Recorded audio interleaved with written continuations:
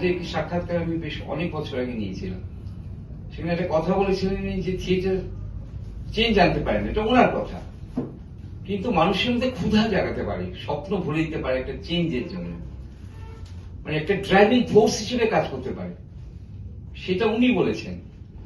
কিন্তু একটাই কথা হচ্ছে, পৃথিবীতে যত থিয়েটার, সে মানুষের যে বঞ্চনা, যে পীড়ন, মানুষের পূর্ণতার যে প্রকাশ, তাকে বাধা দেওয়া, এই সমস্ত কিছুর বিরুদ্ধে প্রতিবাদী হয়ে যেতে পারে থিয়েটার।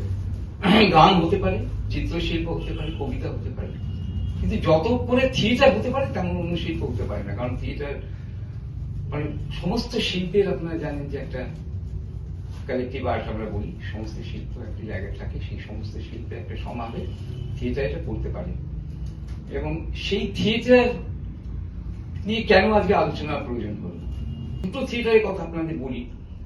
সবাই জানি স্কালেসে প্রমিথিয়াস বন্ড, ভরতের সমুদ্র মন্থন, যে ভরত আমাদের নাট্যশাস্ত্র রচনা করেছিল, যেটা আমার ব্যক্তিগত ধরনের বেটার ড্রেস বললাম, অনেক বেশি এগিয়ে থাকার জন্য আমরা তাকে ব্যবহার করি, সেটা আমাদের দুর্ভাগ্য।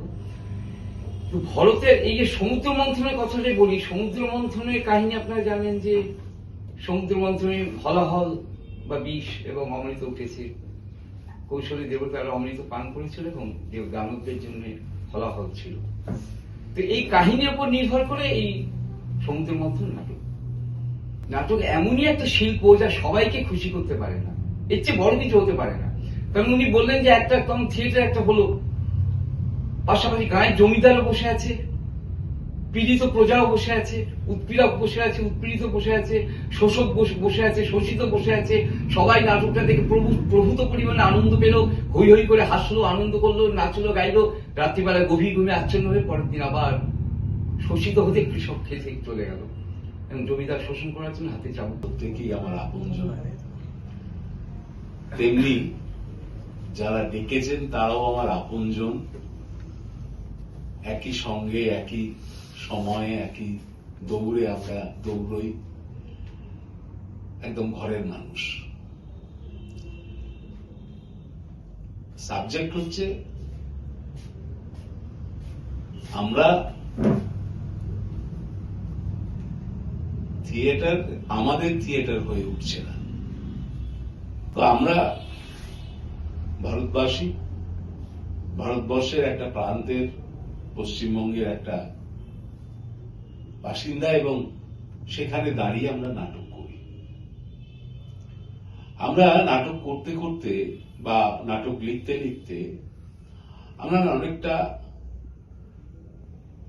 হারিয়ে গেছি, হারিয়ে ফেলেছি আমাদের সুতোগুলোকে। এই মানে দর্শককে দেখতে গিয়েই না, এই মহান ব্যক্তিদের দেখানোটা বোধহয় বাবু আর ছল ছিল, যে তাকাতে গেলেই দেখতে পাচ্ছি উৎপল দত্তকে, তাকাতে গেলেই দেখতে পাচ্ছি সৌমিত্রকে, অজিতেশ বন্দ্যোপাধ্যায়কে, গণেশবাবুকে, এরকম মহান মহান ব্যক্তিদের আমরা দেখতে পাচ্ছি। এই প্রত্যেকটা মানুষের একটা পথ ছিল এবং পৃথক করা যেত সেই মানুষগুলোর নাট্যযাত্রা। সৌমিত্রের যখন নাটক আমরা পাই বা তাদের গল্প, বা আমি হয়তো পরবর্তী মানুষগুলোর সঙ্গে কাটিয়েছি,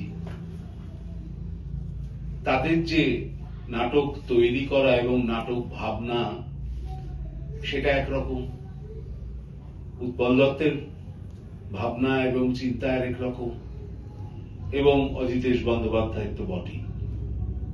ভরত নাট্যশাস্ত্র থেকে সে বলেছে সমাজের কথা বলতে, মানুষের কথা বলতে, এবং মানুষের মধ্যে থেকে চরিত্র তুলে এনে তুমি তোমার লেখনীতে রাখবে। কিভাবে রাখবে ভরতমুনি অনেক রকম ভাবে বলে গেছে। তো নাটক মানে তো সমাজের কথা বলা, কিন্তু নাটকের মধ্যে একটা জীবনের আন্দোলন থাকে, তাকে পরিষ্কার করে তুলে ধরা। কিন্তু যখন মঞ্চ নাটকে আমরা আসছি, তখন সেইখানে এসে জীবন দর্শনটাকে আমাকে তুলে ধরতে হবে, এবং জীবন দর্শনটা তুলতে গিয়ে তো জীবন দর্শনের মধ্যে সেসব থাকতেই পারে, প্রবলেম থাকতে পারে, সেই প্রবলেমকে কিভাবে তারা ঝেলছে, মানে সেই চরিত্রগুলো যে প্রবলেমের মধ্যে পড়ে যা কিছু ঘটছে তার সঙ্গে তো আবার দর্শককে রিলেট করতে হবে। দর্শক রিলেট করলাম না, আমি কিছু বলে গেলাম, দর্শক দেখলো, কিছুক্ষণ পরে চলেও যেতে পারে, কারণ তার সঙ্গে সে মিলাতে পারছে না চরিত্রগুলোকে, তার ভাবনার সঙ্গে মিলাতে পারছে না চরিত্রগুলোকে। আজকে কিন্তু আমরা দাঁড়িয়ে সেই জায়গাতেও এসে পৌঁছেছি বলে আমার বোধ বলে।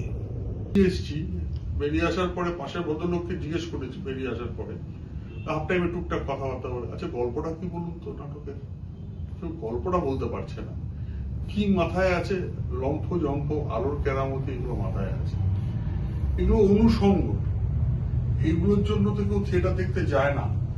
আমি বিশ্বাস করি আজ অব্দি মানুষ থিয়েটার হলে পয়সা দিয়ে টিকিট কেটে ঢোকেন প্রথমত একটি নিটল গল্পের আশায়, যে গল্পটা তিনি বাড়ি নিয়ে যাবেন, যে গল্পটা তাকে ভাবাবে, যে গল্পটা তাকে চিন্তার রসদ দেবে, সেখান থেকে সে চিন্তা করতে করতে তিনি একটা অন্য রাস্তার কথা ভাবতে পারবেন, হয়তো প্রতিবাদ, হয়তো অন্য কিছু ভাবতে পারবেন।